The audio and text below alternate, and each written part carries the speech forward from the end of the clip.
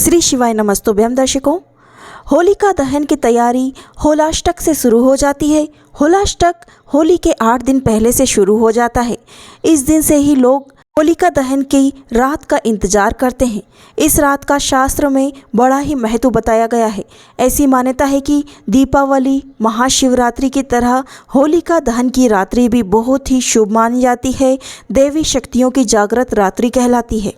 इसलिए प्राचीन काल से लोग इस रात्रि को होलिका दहन के लिए इकट्ठा की गई लकड़ियों पर कच्चा सूत लपेटकर उसकी पूजा करते हैं। साथ ही कुछ उपाय भी करते हैं। लोगों का ऐसा विश्वास है कि होलिका दहन की पूजा करने के बाद कुछ उपाय कर लिए जाएं तो उनका जीवन सुखमय और शांतिपूर्वक बीतता है। साथ ही बुरी शक्तियों का दुष्प्रभाव उन पर नहीं पड़ता। उनके घर में कोई भी रोग नहीं आता, नकारात्मक शक्तियां नहीं आती और दिन प्रतिदिन उनकी तरक्की होती चली जाती है। धन की कभी कोई कमी नहीं आती। साथ ही बच्चों की नज़र भी उतारी जाती है होलिका की राख से।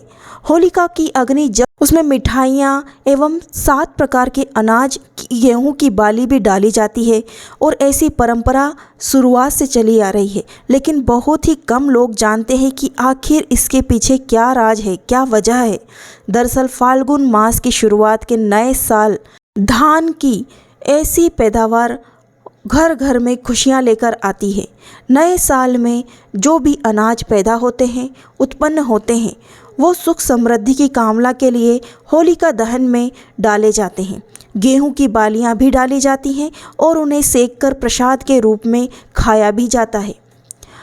आपको घर में गेहूं की बालियां होलिका की आंच में सेक करके अपने घर में ला करके रखनी है।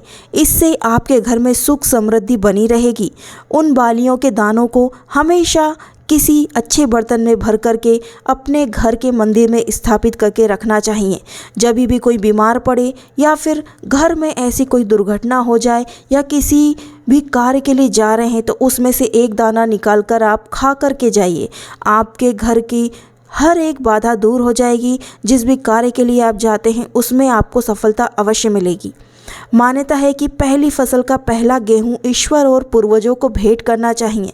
इसलिए गेहूं की 7 बालियां आप अग्नि में प्रज्वलित करके वहीं पर आप डाल दें जहां पर होली जलती हो। और ऐसी होली जहां पर विधि विधान से पूजा पाठ की जाती है, फिर होली का दहन होता है, वहां पर देवी देवताओं के साथ आपके पूर्वजों का आशीर्वाद भी आपको प्राप्त होता है। घर में सुख शांति भी बनी रहती है। तो आप ऐसी होलिका दहन में जाएं जहां पर विधि विधान से किसी पंडित के द्वारा पूजा पाठ करके होलिका दहन किया जा रहा हो। होली की अग्नि में गेहूं की 7 बालियां आहुति दी जाती हैं और 7 के पीछे मान्यता यह है कि 7 का अंक बहुत ही शुभ माना जाता है।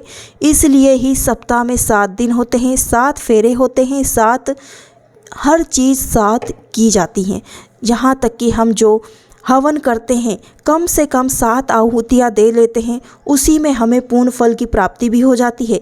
तो आप इस दिन होलिका के दहन के दिन गेहूं की 7 बालियां उस होलिका दहन में समर्पित कीजिए, आहुति दीजिए।